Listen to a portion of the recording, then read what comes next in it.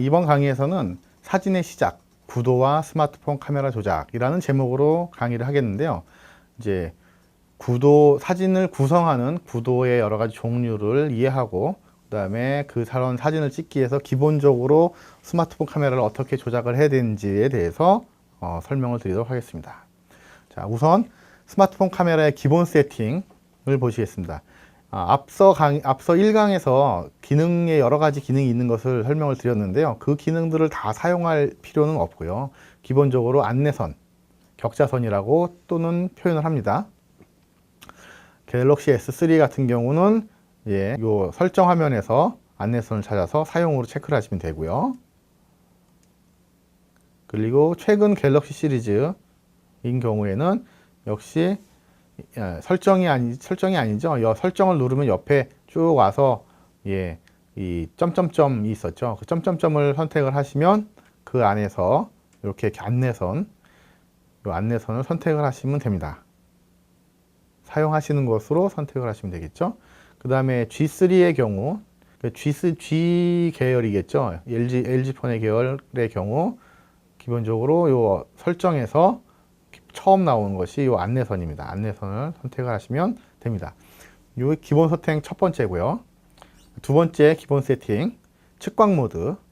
측광 모드는 갤럭시 S3의 경우 설정에서 측광을 찾으셔서 기본적으로 다분할 측광을 선택을 하십시오. 여기 스팟으로 체크가 되어 있는데 이제 스팟보단 다분할 측광으로 체크를 하십시오. 왜냐면 처음에 사진을 찍을 때 이것저것 측광 모드니 뭐 이런 거 생각하지 않고 우선은 그 화면을 구성하는 구도와 그 다음에 화면 구성하는 쪽에 더 포커스를 맞춰서 사진을 찍는 연습이 되셔야 하기 때문에 이런 부분들에 대해서 생각하지 않도록 그냥 다분할 측광으로 가겠습니다.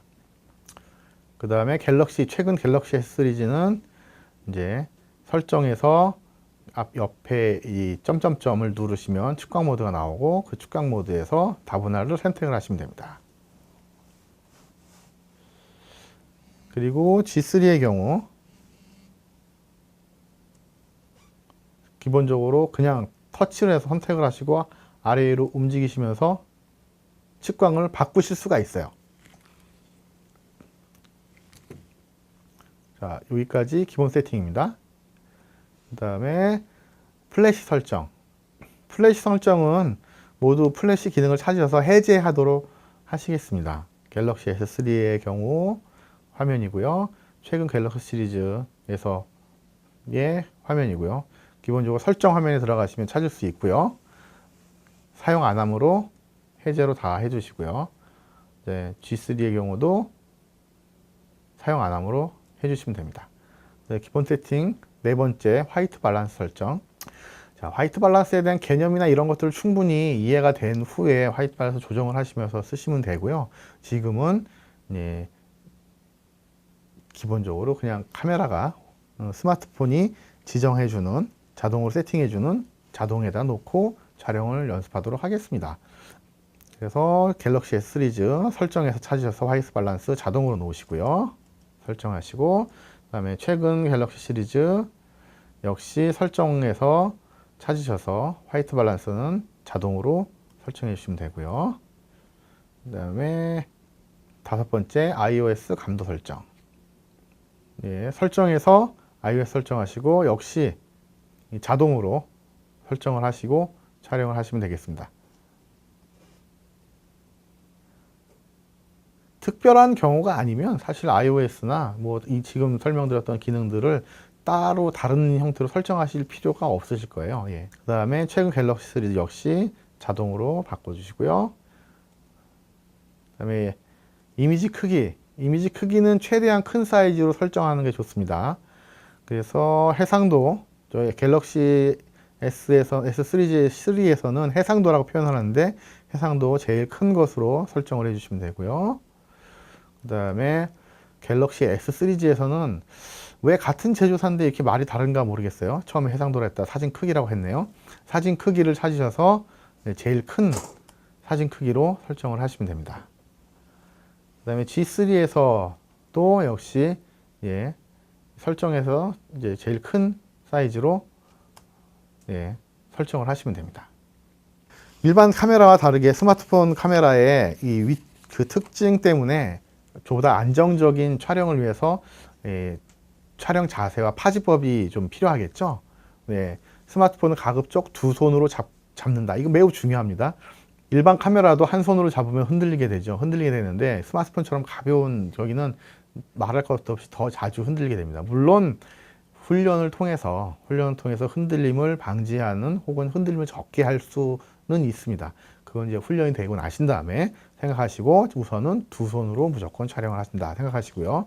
이 그림처럼 이제 양손을 가로로 놓고선 잡으시면 되는데요. 엄지손가락은 셔터를 누를 수 있도록 위치를 잡으시는 게 좋겠습니다. 그러면 보여드리자면 이렇게 맞잡아서 잡거나 이런 식으로 맞잡아서 잡고 검지와 약지로 혹은 검지와 소지 또는 검지와 약지로 이렇게 꽉 잡아서 이 안에서 움직이지 않도록 잡아주시고요. 왼손으로는 이 반대쪽 라인을 잡아서 이렇게 꽉 고정을 시킵니다. 이때 중요한 것은 요 다음에 보시겠지만 요 세로로 했을 때도 역시 마찬가지고요.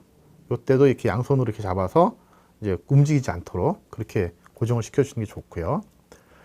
그 다음에 이러고 난 다음엔 중요한 건 이제 팔꿈치를 몸에 밀착해서 최대한 흔들림을 없앤다, 방지한다죠.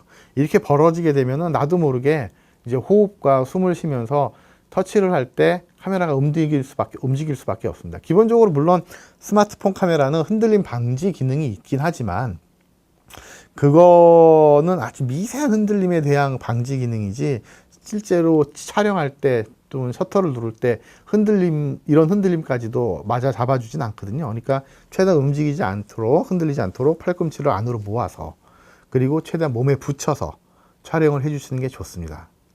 이 기본 자세라고 보시면 되고요. 셔터 버튼 또는 스크린을 터치해 촬영한다. 최대한 움직이지 않도록 호흡을 조절한다 라고 했는데요. 이 화면 안에 있는 요런 이 셔터 버튼이나 그 안드로이드 기능 중에는 스크린을 터치하면서 촬영이 같이 되도록 하는 기능이 있었죠. 뭐 그런 기능들을 이용해서 촬영을 합니다. 더 좋은 방법은 이어폰, 여러분들 스마트폰을 구매하시면 같이 기본적으로 따라오는 이어폰이 있을 겁니다.